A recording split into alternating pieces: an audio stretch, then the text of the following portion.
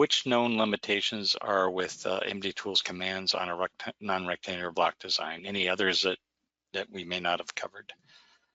Yes, well, if you noticed during my design, there were some issues like connect cavity. Connect cavities frequently is not working. It depends on where the cavity is located. So if the cavity is located on a face where the origin is easy for MDTools to identify, it will work. Otherwise, it may not work. Like in this case, connect. I am not able to connect with port 2. In this case, the easiest way is do again the command, so export.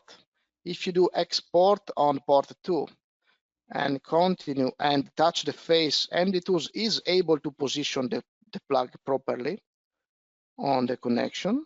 So change phase is frequently a solution. When you move a cavity on a non-rectangular face, also it is always asking for X and Y, and which is easy, but sometimes it's annoying. What you can do in this case is you could also add dimensions. So you could say that this drill is at a particular position, 25 and 20. So in this case, it's no more, the position is not more controlled by what you define with the MDTools move command. The position is defined by this sketch, which now is visible, but later you can hide it.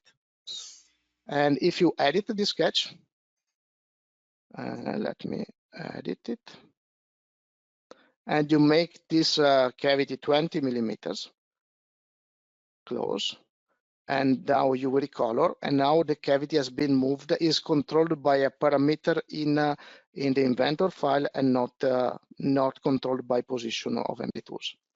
I don't recommend to put too many dimensions on sketch, because then you are not able anymore to control the position with MDTools commands.